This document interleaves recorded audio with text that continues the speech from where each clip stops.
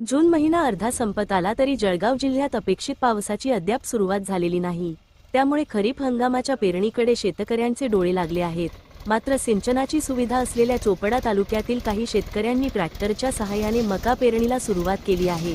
मजूर टंचाई, वाढता खर्च आणि कडक उन्हाचा विचार करता शेतकरी यांत्रिक पद्धतीला पसंती देत आहेत। ट्रॅक्टरच्या सहाय्याने एकाच वेळी बियाणे आणि खताची पेरणी होत असल्याने वेळ आणि खर्च दोन्हीची बचत होत आहे। मात्र लवकर पाऊस न आल्यास वाढलेला उत्पादन खर्च शेतकऱ्यांसाठी मोठी चिंता ठरू शकते।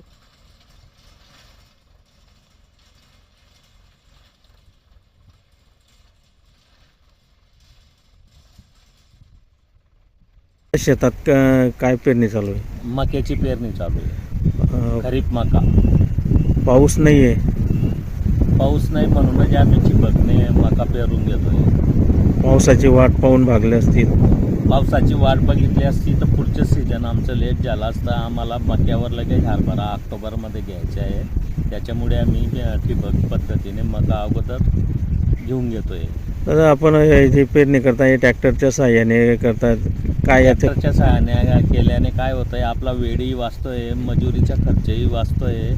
जर हे शेत समजा 12 बिघे आहे आणि ह्या 12 बिघ्याला मला जवळजवळ 35 मजूर लागले असते आणि ते 35 मजुरांचे साधारण 300 रोजप्रमाणे याचा खर्च बराच गेला असता। त्याच्यामुळे मी ट्रॅक्टरच्या सहाय्याने 1000 रुपये एकरप्रमाणे माझे हे फक्त आता समजा 9,000मध्ये काम होतं आहे, ते माझे जवळजवळ 15,000 गेलं असतं आणि त्यातल्या त्यात याच्यात पेरणी पण होते, बियाण्याची आणि खतांची दोघांची।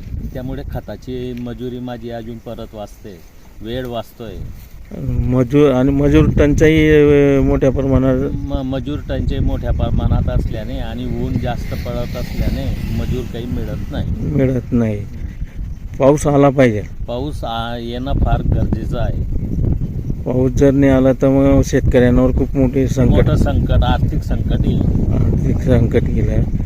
खतांचा भावही वाढलेला आहे। खतांचे भाव तर फार गगनाला गेले आहेत। त्या मानाने 20 वर्षापासून शेतीमालाचे भाव तेज आहेत आणि 20 वर्षापासून खतांचे भाव गगनाला पोचत आहेत। दरवर्षी खतांचे, बियाण्याचे, मजुरीचे सगळेच भाव वाढत आहेत।